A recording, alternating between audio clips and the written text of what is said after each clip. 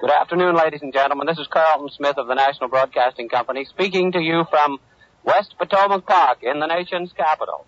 This afternoon, we are speaking from the site of the new Thomas Jefferson Memorial, soon to be erected in West Potomac Park. The President of the United States is coming down this afternoon to dedicate the site. He hasn't as yet arrived, but we are informed that he is now on his way from the White House and is expected here in a few minutes. This Jefferson Memorial has been an idea only in the minds of interested parties since it was suggested by loyal Democrats years ago. In the administration of President Wilson, the suggestion matured to the point of congressional debate. But because of the war excitement, no appropriation was ever voted. Democrats have argued for years that Jefferson should have a memorial equally as elaborate, or as they describe it, fitting, as that erected to Lincoln. And with the election of Franklin D. Roosevelt, the Democrats once more brought up their campaign for a Jefferson memorial. Colonel Starling, Chief of the White House Secret Service, has just informed us that the President is coming now. There are only a few people down here this afternoon, maybe we should say a few hundred, 200 or 300 or 400, in spite of the tremendous interest in the Jefferson Memorial in Washington. The reason, of course, that while the sun is shining, it's quite a cold day, with a temperature right around freezing, and down here by the tidal basin in West Potomac Park, where the wind gets a full sweep, everybody is standing around all hunched up, trying to keep warm. And now we see Mr. Giboney making his way toward the microphones. Mr. Stuart M. Giboney, prominent New York attorney and acting chairman of the Thomas Jefferson Memorial Commission, who will this afternoon introduce the President. Ladies and gentlemen, it gives me great pleasure to present to this assemblage the President of the United States, Honorable Franklin D. Roosevelt.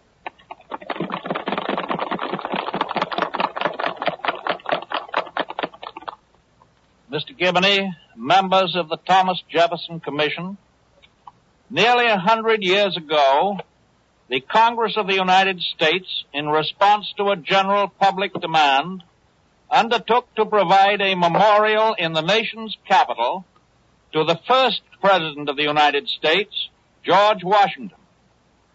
There followed many years of controversy, both as to the type of memorial and as to its location. The Washington Monument emerged as the result of congressional action.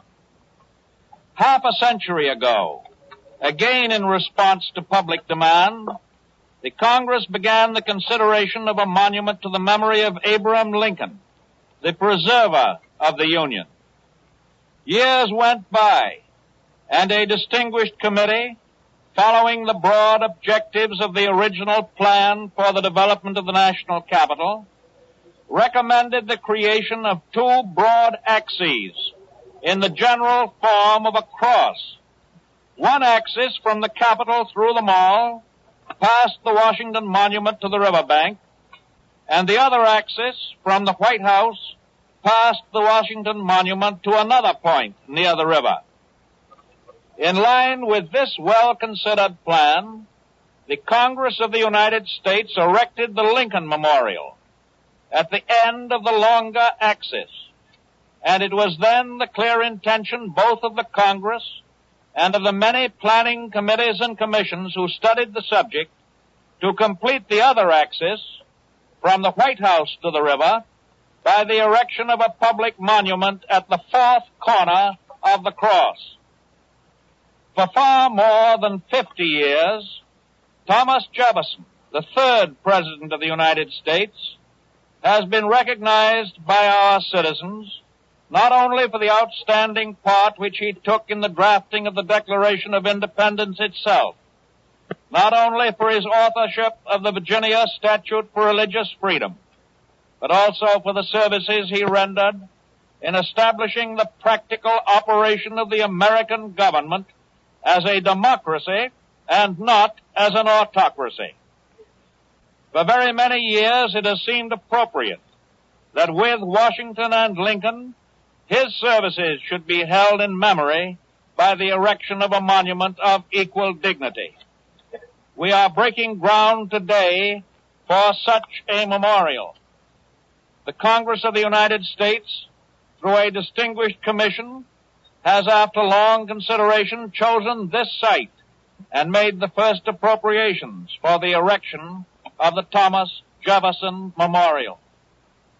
In the days to come, the millions of American citizens who each year visit the national capital will have a sense of gratitude that at long last, an adequate, permanent national memorial to Thomas Jefferson has been placed at this beautiful spot because, as the joint resolution of the Congress says, the American people feel a deep debt of gratitude to Thomas Jefferson and honor the services rendered by him.